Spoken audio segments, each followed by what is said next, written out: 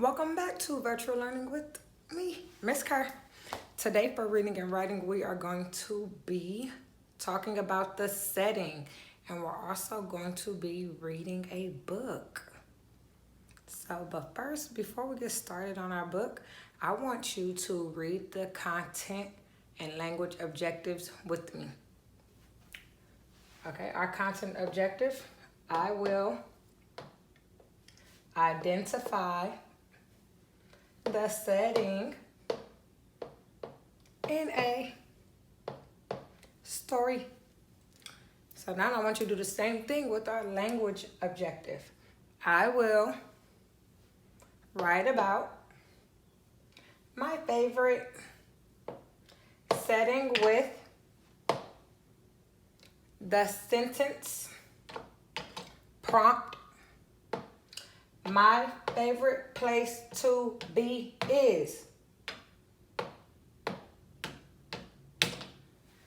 I can't wait till we get to write about our favorite place because I already know what my favorite place is. So I want you to think about, what is your favorite place? We're going to be reading a story called I Know the River Loves Me by Maya Cristina Gonzalez.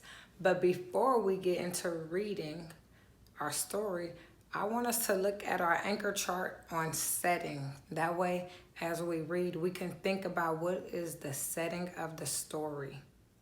So this says setting. So the setting is where and when the story takes place. So the story could take place in the ocean.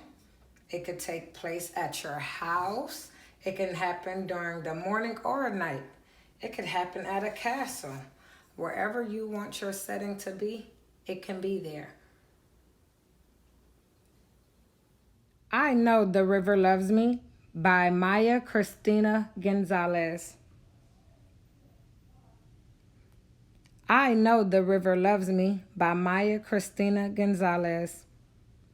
I am here to visit one of my best friends in the world, the river. She loves me. I know the river loves me because I can hear her calling me as soon as I am close. She jumps and sings when she sees me. I run to her side and she cools me down. I know the river loves me because when I look into her face, she's happy to see me. When I jump on her back, she holds me up. When I leap into her arms, she takes me in. I watch her change like me. In the winter, she is low and quiet. In the summer, she is full and loud. The river takes care of me, and I take care of the river. I only leave behind what already belongs to her. I know the river loves me. The next time I come, she will be here waiting for me, singing my name. I know the river loves me, and I love the river.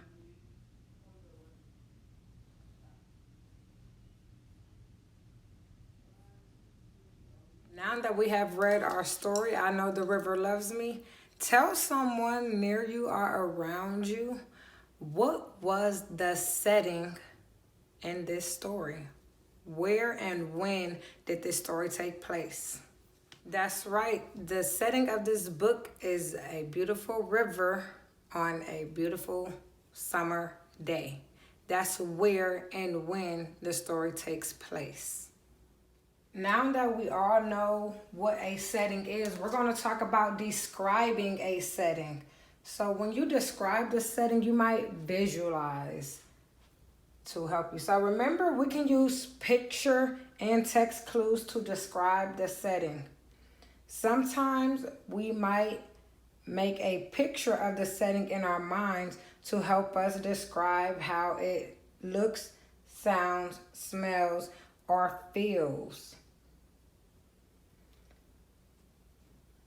I'm going to reread a few of the pages to help us with our picture clues and our text clues on what it looks like, what it sounds like, and what it may feel like. I'm going to reread page 6 through 7 first.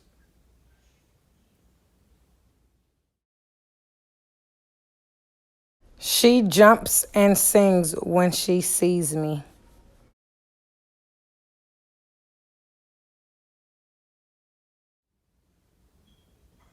In the picture, I see the river flowing with fish swimming in it and flowers growing. The girl is wearing sandals, so it must be hot. The text says the river jumps and sings. I know rivers can't really sing, but when I picture it, I hear it making noise and bubbling as it flows. So we could say for looks, it looks like flowing water, right? We know what flowing water looks like.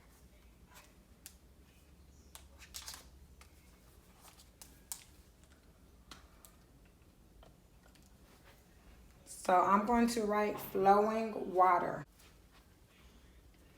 So next, I'm going to reread pages 8 through 9.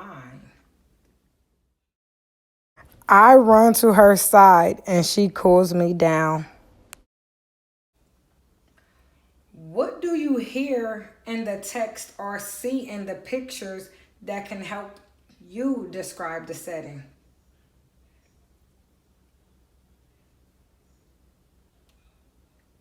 Picture it. What does it feel like?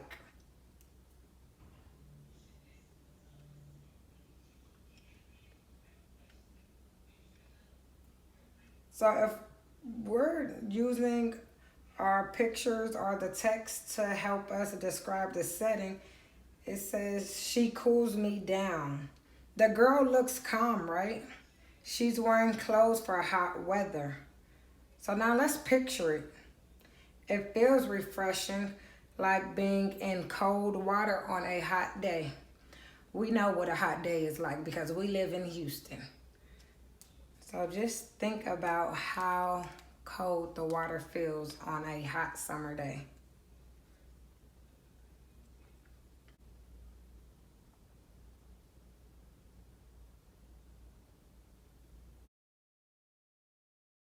I watch her change like me. In the winter, she is low and quiet. In the summer, she is full and loud.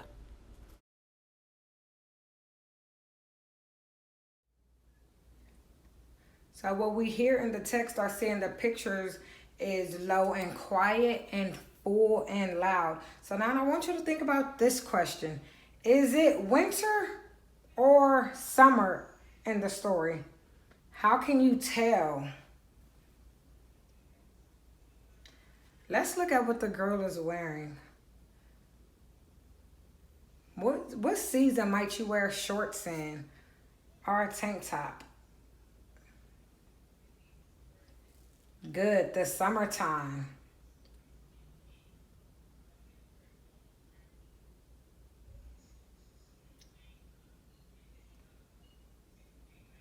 So we can hear maybe bubbling sounds of the river if it says she is full and loud.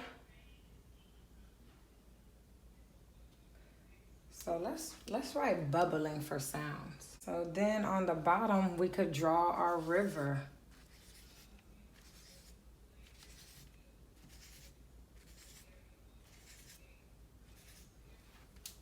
And that's how we would describe our setting. So now it's your turn to think about what is your favorite place to be. And I'm going to help you write it and draw it. Now that we all know what a setting is where and when a story takes place. And like I told you at the beginning, we were going to write about our own favorite place. And I already know what my favorite place is. So I want you to think about what is your favorite place to be. So just like last week, we had drew about our prompt and then we wrote about it. So it says, where is your favorite place to be? And then you will draw about it. And then our sentence stem is, my favorite place to be is. And then you will fill it in. So I think my favorite place to be is the beach. Like, I wish I was at the beach right now. So Miss Kerr is going to draw the beach. And then I'm going to complete my sentence.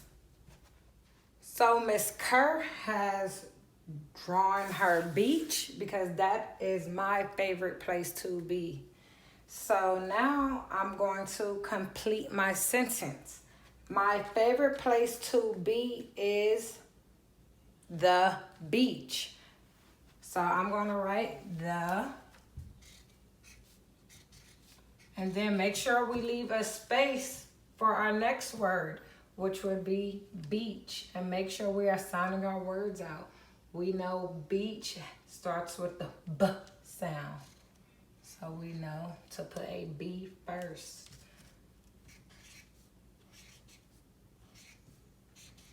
And then all sentences end in some type of punctuation.